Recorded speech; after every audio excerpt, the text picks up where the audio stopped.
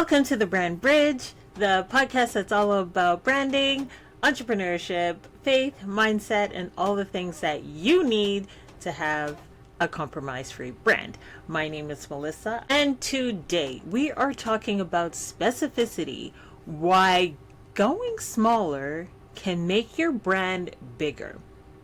So I work with multi-passionate entrepreneurs all the time who are doing multiple things in their business. They have different parts of their business, or they have different businesses altogether in how they help clients. But today I want to talk to you, to those other clients that I work with who are saying that I really want to be specific in what I am offering. And I think that there's so much opportunity when you specifically, I don't want to say niche down, but when you get specific on how you help people, it just makes showing up a lot easier for sure when you know that you are talking about this one specific thing. And when you're talking about this one specific thing over and over and over again, you become known for that thing.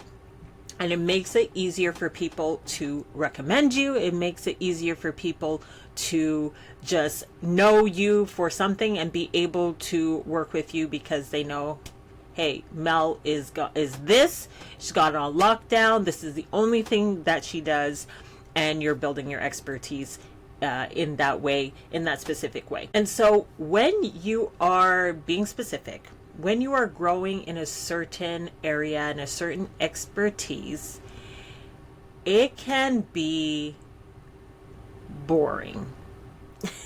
I'll just say it. It can get boring, right? When you're just doing the same thing over again on repeat, you can maybe feel like you're getting bored, because building an expertise is boring. Building a business is boring. And I'm not saying the work that you're doing is boring. I'm not saying the clients you get to work with is boring. I'm hoping that if you're building a business, you are having fun. I'm having fun building my business and the clients I get to work with and doing this podcast and all of the things. I love it. I do love it. However, there are things, let's face it, in business that you just don't want to do. And those are usually the things that you have to do in order to build your business. Those small things that you just do every day to move the needle in your business, it can get boring. And because those things can get boring, it kind of can seep into the things that you're doing, seeps into your work, seeps into your messaging, because you feel like, oh, I don't want to keep saying the same thing over and over again. It's like my audience must be getting bored of this and all of those things. But we have to remember that not everybody in our audience, first of all, sees everything that we do at every second of the day.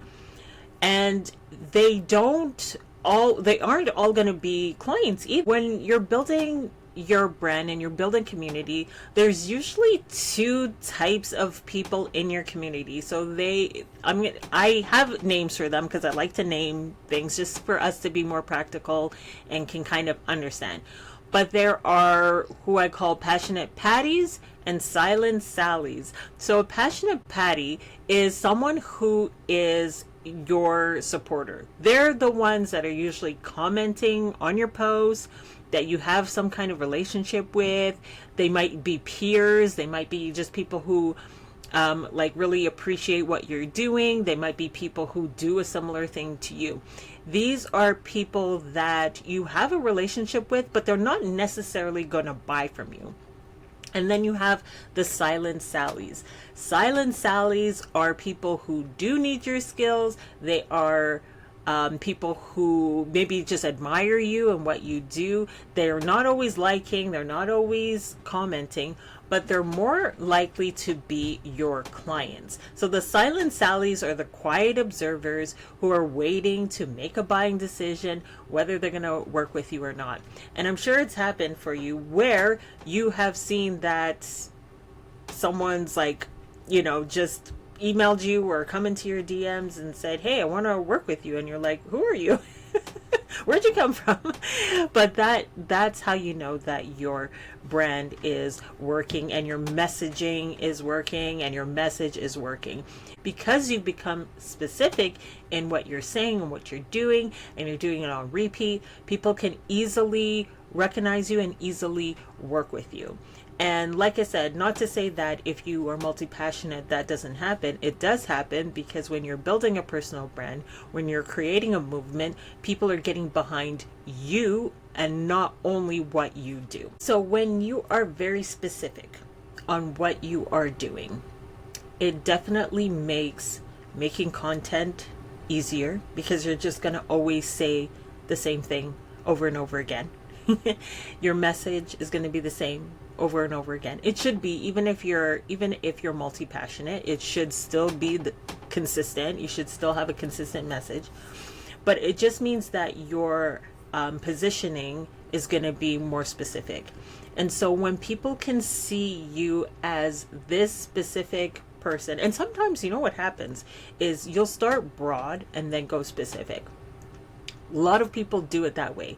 They kind of start out broad and they kind of are like, oh, I'll do this and that and all these things, and then they go specific, where it's actually better to do it the other way around. You should become specific, you should start specific, and then as you grow and as your business grows, your personal brand grows, the movement grows, then you expand. So a lot of people try to do it the other way around, because they're like, well, I like doing this and I like doing that, and they're doing all the things, instead of saying, you know what, I'm going to start here. I want to be known as this. I want to get really good at this. I'm going to get really bored of doing this because I'm just doing it all the time. But you are going to not only just become known for that thing, you are going to build trust. You are going to build authority. And when you do that, then people are going to listen to you. They're going to be more likely to listen to you, so that when you start adding other things, especially when you know, hey, this is my message, this is my mission, it's going to make sense. Even if it doesn't look like it makes sense on paper at the time, because people already trust you and know you and you've built that authority, people are going to be more open to supporting the other endeavors that you are a part of, or that you're going to start, or whatever it is that you might want to do when you decide to expand, if you decide to expand. But creating a brand that's very specific it can double your audience, because now people are really just like focused, like on you, on this thing, on this offer, on this transformation actually that you are providing to your clients. And when people are like, how do I work with you? It's easy. There's one process, there's one way to work with me. This is what I help people with. Oh, okay, cool. It also just making your offers so much easier when you know there could be different tiers to the offer. It's possible, but just to know, this is what I help people with. If you want help with this, I can help you, and I will help you. And it makes decision making in your business so much easier, and it also makes people approaching you for speaking, for podcasts. It makes it easier too, because they know, oh, I'm going to approach Melissa because she's going to talk about how to build a personal brand that's compromise free. I'm going to talk to Melissa because she is knowing how to use video to build a personal brand. Everything I do is about personal branding. It's about creating movements. So it's easier for people to come to me to say, like, I need someone who is going to talk about identity. All the things that are connected to building a personal brand, people will know Melissa can talk about this. Melissa is all about compromise free. She's all about identity and calling and purpose, and leading people to walk boldly in their calling and purpose. So it just makes it easier for people to refer you, for people to reach out to you, to know that they're going to talk about this and this is what I want them to talk about. And it's also going to make it easier there, and I said this in another podcast episode, that there's only two reactions that you ever want in business, and that is yes or no. You want people to look at your offer, whatever it is, and say, yes, that is for me. That is what I want. That is what I really need for my business right now. Or no, I don't need that. I don't want that. Now, if you're getting a no because there's confusion there, because they're not sure exactly what it is you believe and where you're going and what's your offer, that's a whole other episode. That's a whole other story. But if they're saying no because you are so clear on what you're offering and people know they don't want that, that is a great reaction. And you might be thinking, well, Mel, I don't want people to say no to me. I want everyone to say yes. But you don't want to attract the wrong audience either. You don't want to attract people who are having an expectation and then you're not meeting the expectation, so then they're not becoming advocates. They're gonna say that they didn't have a good experience with you because you're just calling in the wrong people to start with. You want to always call in the right people, the people that are excited, the people that are ready to do the work, the people that are trusting themselves to do whatever it is that you are guiding them to do. So that's the only two reactions that are good, a yes and a no. And you can make that decision clear when you're very specific on what it is that you do. And I know for myself, when I really decided to be very specific on my offer of helping people with their messaging and how to show up on video, baby, it was a game changer for me because it just made everything easier. When people came to me, I know they were coming because they wanted help with what to say in their marketing, to what to say in their content. What is my message? How do I speak to my ideal audience? That's what they are coming to me for, because they want to know that, and they want to know also, how do I get comfortable showing up on video, because I want to do speaking, I want to do virtual things, I want to be on podcasts and things like that. And also it helps with your in-person presence as well. So if you can be specific, especially if you're just starting or you're, in your business a few years, but you just know that I feel stuck, I feel confused, I feel like I'm saying too many things. Getting specific and building specificity in your business will change the game for you.